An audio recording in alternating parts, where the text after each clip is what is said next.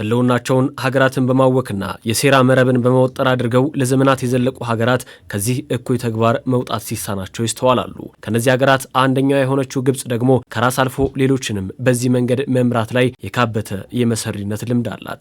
የግብጽ ይህ ተግባር ዛሬ ደግሞ በሌላ መልክ ከኢትዮጵያ ወዳጅ የቀዳማዊ አጼ ኃይለ ሥላሴ የቅርብ ሰው ከሆኑት ፓን አፍሪካኒስቱ የቀድሞ የታንዛኒያ ፕሬዝዳንት ጁሊየስ ኔሬሬ ልጆች ደጃፍ ደርሷል። ይህችን ሀገር ከኢትዮጵያ የጋራ ልማት እሳቤ ለመነጠል የሚደረገው ግብግብ ግብጽን ከዓለም አቀፉ የመገናኛ ብዙሃን የፕሮፓጋንዳ ትግል ለቀጠናው አሳቢ እኔ ብቻ እስከሚል የተዛባ ትርክት መርቷታል። እርግጥ ነው ግብጽ ሁሉንም የመደለያ አማራጮች በመጠቀም የጥፋት መንገዷን መጥረግ የየዕለት ግብሯ ሆኗል። ከሰሞኑን የተስተዋለው የተለመደ ጩኸቷም ከቀደመው የተለየ ባይሆንም ለዘመናት ድምፅ አልባ እንዲሆን ስታሴርበት የነበረው የህዳሴው ግድብ ዛሬ በኢትዮጵያውያን ቁርጠኝነት አፍ አውጥቶ መናገር ሲጀምር ደግሞ እየየዋን አዲስ መልክ ሰጥቶታል። ይህ ዕለትና መልእክት ደግሞ ልሳኑ የተከፈተበት ነው። ህዳሴ ለኢትዮጵያ ብቻ ሳይሆን ለጥቁር ህዝቦች በሙሉ ምድር እስክትሰበሰብ ታሪክ ሆኖ የሚኖር ታላቅ ገድል ነው። ነገር ግን ባለፉት በርካታ ዓመታት አባይ እግር እንጂ አፍ ስላልነበረው ኢትዮጵያውያን በልዩ ልዩ መንገድ ለአባይ አፍ ሆነው ሲናገሩለት ኖረዋል። ዛሬ አባይ በጉብኝት ጊዜ እንዳያችሁት አፍ አውጥቶ አማርኛ ለሚችሉ ደግሞም ለማይችሉ በየቋንቋቸው ራሱ ማውራት ስለሚችል ስለ አባይ፣ ስለ ህዳሴ፣ ስለ ንጋት ዛሬ ብዙ አናወራም። እርግጥ ነው ዛሬ ላይ እውንም ታላቁ የኢትዮጵያ ህዳሴ ግድብ አፍ አውጥቶ መናገር ጀምሯል። ለዘመናት በተለያዩ መልኮች ወዳጅንም ጠላትንም ለመደለል ስትጥር ለቆየችው ግብጽ ዛሬም ለምታስመለክተን የሴራ መረብ መሸከም የማይችለው ሚዛን ሆኖበታል። ሀገራትን ከታሪካዊ ወዳጅነት ለመነጠል የገጠመችው ትግል ደግሞ የኢትዮጵያን ፍቅር በታሪካቸው ከሰነዱት የጁሊየስ ኔሬሬ ልጆች ደጅ ነው። ከኢትዮጵያውያን ቤት የቤተሰብ ያህል የነበሩት የጁሊየስ ኔሬሬ ልጆች ግን በዚህ የሚረታ አቋም አልታደሉም። ከሰሞኑን ለዚህ እንቅስቃሴዋ መሳሪያ አድርጋ ልትጠቀማት የምትሻ ሀገር በዚህ መልኩ እውነታውን ተረድተውታል፣ ተደንቀዋል። Any African who has the opportunity to visit የትኛውም አፍሪካዊ ይህንን ግድብ የመጎብኘት እድሉና አቅሙ ያለው በኢትዮጵያውያን ስራ ይኮራል። በራሳቸው ሀብት ይህንን ፕሮጀክት ጨርሰዋል። ይህ በሀገሪቱ ጥረት ብቻ ይሆን አይደለም፣ የሁሉም ኢትዮጵያዊ የባለቤትነት ጥረት አሻራው ያረፈበት ነው። እዚህ መጥቼ በሁሉም ኢትዮጵያውያን ተሳትፎ የተገነባውን ግዙፍ ፕሮጀክት በማየቴ በኢትዮጵያውያን እንድኮራ አድርጎኛል። በመንግስት የተደረገው የህዝቡ ርብርብ ግድቡ እንዲጠናቀቅ ያደረገውን ክትትል ስመለከትም ተደንቄያለሁ። and see that the government has managed to complete this project. ይህ የኢትዮጵያ በራስ አቅም የመልማት ጉዞ የጋን መብራት ሳይሆን የጋራ ተጠቃሚነትን የሚያረጋግጥ እድል ይዞ እንደሚመጣ የኢፌዴሪ ጠቅላይ ሚኒስትር ዶክተር አብይ አህመድ በግድቡ ምረቃ ወቅት ያጋሩት ቃል ነበር። ለወትሮም ለጎረቤቶቿ ለቀጠናው ሀገራት ቅድሚያ የምትሰጠው ሀገር ይህ የማይለወጥ መርህ ዛሬም ያልታጠፈ እጅ ነው። በዚህ የኢትዮጵያ የማንሰራራት የመጀመሪያው ቀን ከኛ ጋር የተገኙ ወዳጆቻችን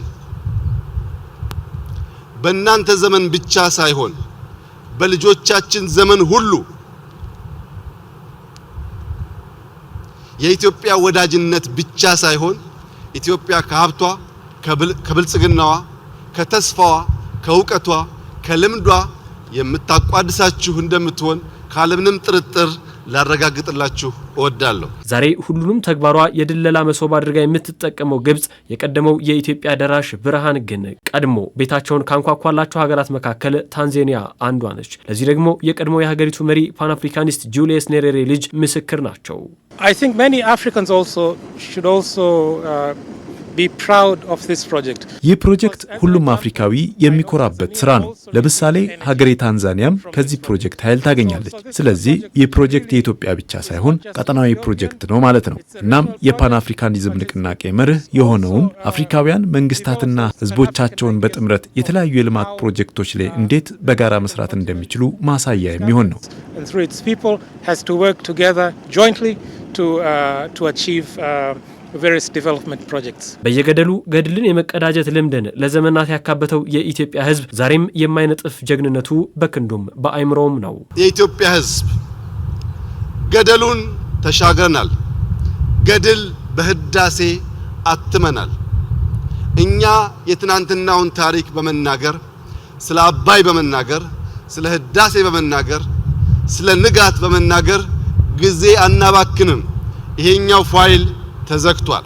የማይሞት ስም እንጂ የማይሞት አካል የለንም።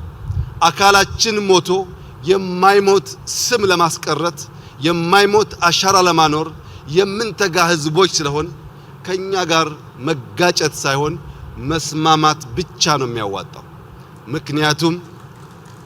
ምክንያቱም በሺህ ዘመናት የሞከሩን አንዴም አልተሳካላቸውም።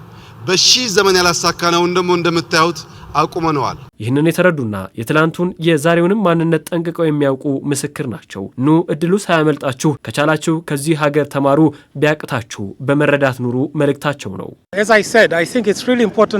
ማንኛውም አፍሪካዊ የሆነ ይህንን ፕሮጀክት በአካል የመጎብኘት እድሉ ያለው ይህንን እድል ባያባክን በጣም ጠቃሚ ነው። እኛ አፍሪካውያን የውጭ ሀብት ላይ ጥገኛ ሳንሆን ይህንን የመሰሉ የራሳችንን ፕሮጀክቶችን መገንባት እንደምንችል በተግባር ያስታውሰናል። በራሳችን አቅም መልማት እጅግ በጣም ወሳኝ ነው። ይህ ደግሞ ከጥገኝነት በተላቀቀ መልኩ ራስን ለማልማት በሚደረግ ጥረት ውስጥ እንዴት ሌሎችን በሚያበረታታና ኃላፊነት በተሞላበት መልኩ መስራት እንደሚቻል ማረጋገጫ ነው።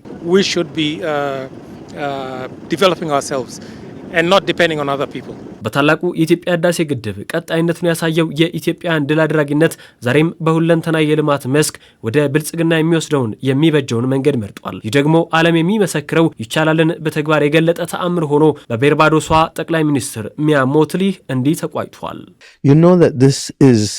the 21st century Adwa.